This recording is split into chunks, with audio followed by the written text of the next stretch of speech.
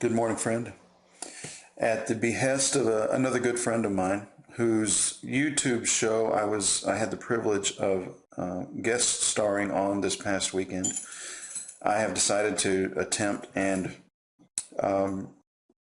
flesh out my YouTube channel with videos, hopefully short videos, that share some of the knowledge that I have, that I've acquired, that I've learned from experience or reading or from other people who knew more than I did, which a lot of you do know more than I do. And I hope at some point to be able to, that you'll share those things and I'll be able to learn from you as well.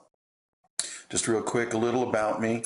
Growing up, I was called weird by most kids, mostly because my eclectic tastes, the things I'm interested in are wide and varied. I was socially awkward as a child as well, but I outgrew that. As an adult, most people have told me I'm interesting, mostly because, again, of my wide and varied interests. So a lot of those interests center around the fact that our bodies are a machine, and I've come to think of it like that. And so a lot of the things that I do, the lifestyle habits that I have, the things that I implement in my life and my family's life, all center around the fact that our body is a machine, and for any machine to do what it was designed to do, it needs certain things. So a lot of these videos are going to center around health and wellness and anti-aging. Not that we aren't going to age, but actually it's more so aging well, living longer and being healthier while living longer. Because there's no point in living longer if the last 20 years of that life is in a wheelchair or bedridden, right? So the topic I'm going to talk about this morning is kombucha. Disclaimer, I will claim to be an expert in nothing, or if I ever do, that means I really know a lot about it, but I doubt that's going to happen, that I would ever make that claim. So we're going to walk over to my little kombucha motel, which is actually sitting beside my Jun motel, and I'll tell you about that as well. So let's do that. Okay, here are my Kombucha and Jun motels. The one on the right is kombucha, the one on the left is Jun. You may be curious as to the difference. Well, for those who don't know anything about it at all, let me tell you this. Kombucha is black tea sweetened with sugar, which has then had added to it a kombucha SCOBY. SCOBY is actually an acronym that stands for Symbiotic Community of Bacteria and Yeast. The SCOBY interacts with the tea and the sugars in the tea to form what is commonly known as a very good probiotic. A probiotic, for those that may not know, is the good bacteria that live inside of our gut, that help us do the things that are, or help our body do the things that it needs to do with the food we eat. So that's kombucha. Jun is almost exactly the same thing, except Jun is made with green tea and sweetened with honey. Now the SCOBY that makes Jun is not the same SCOBY that makes kombucha. And I acquired a starter SCOBY of each from a woman here in town that I met on a Facebook group for kombucha. And I traded her some homemade wine for a couple of these SCOBYs. And that's been about 2 years ago.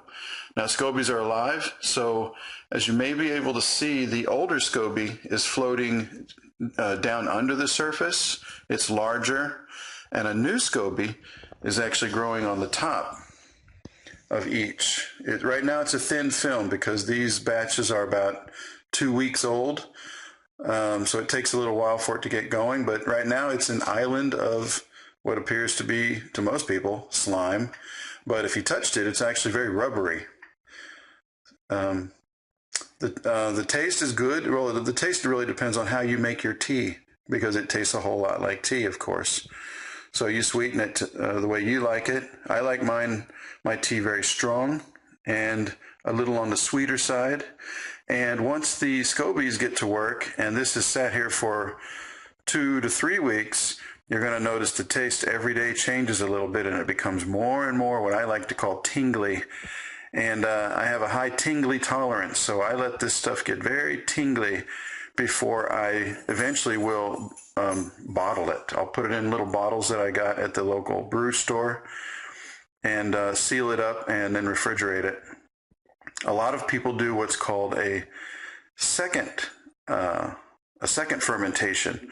I don't like that term at all because in my mind it means something different. But a second fermentation means, oh, this got to the right tingly level. I bottled it and dropped some fruit or put some fruit juice in there with it and then sealed it up. And then let that sit for a little bit longer to acquire the taste of whatever you dropped into it. So that's Kombucha and Jun. I put them in jars like this because I can drink it while it's growing and while it's living, and I can taste it every day. The scobies regrow themselves, so after about 2 or 3 batches, I need to cull the scobies. I will take them all out. I'll take the older ones and put them on the compost, and then just drop in the newest one that I have to regrow the next one. And also an advantage of doing it the way I'm doing it here is that when it's halfway empty, like this kombucha is it's about half empty now. So what I can do is brew half a batch of tea and just top this off and just keep on going. I never have to stop and empty the jar and clean it all out and start all over from scratch. I simply keep topping it off with tea. And so basically you have a never-ending supply of kombucha, and the only time you do have to stop and clean it all out, like I said, is when you have just grown too much SCOBY and your jar is half SCOBY and you got to get rid of some of them. So that's Kombucha and Jun, what it is, how to make it. Basically, if you know how to make tea, you know how to make this. The trick is acquiring a SCOBY from someone. I have mailed them to people and it worked out just fine, so that is possible. But more than likely you have 100 people within a 5-mile radius of you who are making this stuff. So just get on Facebook, join a kombucha or SCOBY group, and ask, hey, does anyone have a SCOBY they can share with me? They won't mind doing it because, like I say, these things just grow. They grow like weeds. They grow like SCOBYs. And they're going to throw them out anyway, more than likely. So they'll gladly give it to you and share their passion with you. So that's Kombucha and Jun. If you have any questions, please leave them in the comments, and I will attempt to answer them for you. Thank you.